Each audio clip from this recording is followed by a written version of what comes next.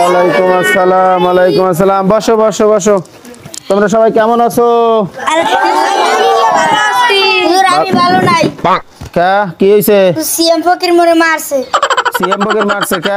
হুদুদি হুদুদি মারছে? হ্যাঁ সিএম ফকিরে কই? বদমাইশে সারা দিন খালি আকাম করে, কই এটা গেল কই? এই এই পলাইলে কাম হইবে, এদিকে এদিকে এদিকে এদিকে মহা মুসিবতে। সামনে সামনে সামনে। এই আরে মারছো কা? ওই যে সামনে একটা ভদ্র একটা পোলা, আরে মারছো কেন? মারি নাই তো স্যার, এত দুষ্টুমি করো, ক্লাস তো পুরো লড়াই লাও, মারো না মানে? সুপার দিছি। সুপার দিছো কেন? সুপার দিছো তুমি? ধরো তোমার এই বিচার হবে আজকে। তোমার বিচার তো অন্যভাবে করতে হবে, কঠিন আকারে। ডাইরেক্ট তো আর ওই লোকে মারা যায় না, ই করতে হবে, পড়া ধরতে হবে। পড়া পড়ে এসো? জি। রচনা পড়া দিলাম, পড়ছো? কয়টা রচনা দিয়েছিলাম মনে আছে? 27টা। 27টা রচনা। দেখা যাক প্রথমেই এই যদি রচনা পারো তাহলে আজকের বিচার মাপ, আর যদি রচনা না পারো তাহলে কিন্তু আজকে কঠিন বিচার হইবে, মনে থাকে জানো, ঠিক আছে? জি। আচ্ছা গরুর রচনা বলো। গরু রচনা?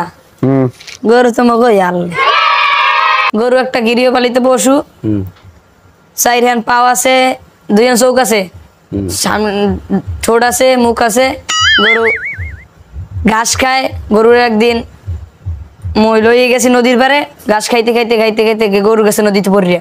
আর নদীতে তো আনলে কুমোর, এন কুমোরের তো 4 হ্যান্ড পাও, নখ বড় বড়, সামনে দিয়ে ধারালো দাঁত, চৌকো আছে, লম্বা পিছনে একটা লেজ, লেজে খাসকাড়া খাসকাড়া খাসকাড়া খাসকাড়া খাসকাড়া খাসকাড়া খাসকাড়া। খাসকাড়া খাসকাড়া কুমিরে গেছো কেন তুমি? গরুর রচনা? গরুটারে তো কুমিরে খাইছে। তোমার এটা দেওয়া যাবে না, তোমার কঠিন রচনা ধরতে হবে যেটা লাগে। কুমিরের কোনো সম্পর্ক নাই, নদীর কোনো সম্পর্ক নাই। হ্যাঁ বিমানের রচনা কত? বিমান আকাশে ওরে। বিমান আকাশে ওরে। বিমানের 2টি পাখা আছে। বিমান চলতে চলতে চলতে চলতে তেল ফুরাই গেলে যদি কোনো রকম সমুদ্রে পরে বা নদীতে পড়ে, আছে তো নদীতে কুমির।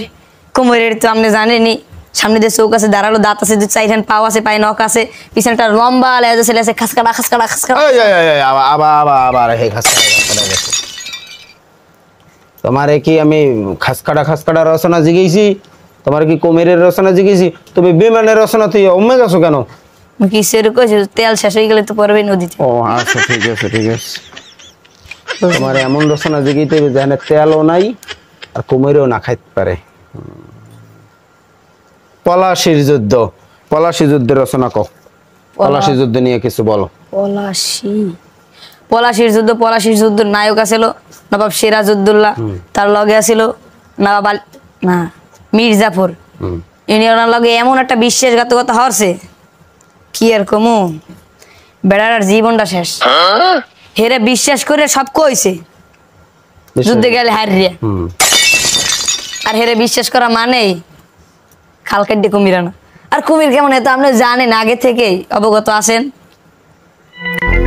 4 হ্যান্ড পাও, নখ বড় বড়, দাঁত বড় বড়, মাথা আছে, লম্বা একটা লেজ, লেজের ভিতরে খাসকাড়া খাসকাড়া খাসকাড়া খাসকাড়া খাসকাড়া খাসকাড়া। আবার হে হেই কোতার পলাশি যুদ্ধ আর কোতা নিয়ে আবার হে কুমিরের মধ্যে মিলাইছো। হ্যাঁ একটা রচনা তো ঠিক মতো পারো না। হ্যাঁ মুরগিও মুরগিও মুরগিও, কঠিন শাস্তি বাঁচবো। আরে মারছো, রচনাও পারো না, মুরগিও মুরগিও। স্যার মোর একটা কথা আছে স্যার। হ্যাঁ কি কথা? স্যার মোর তো কোমরে ব্যথা, মোরে যদি মুরগি না করিয়া ওই কুমির করতেন।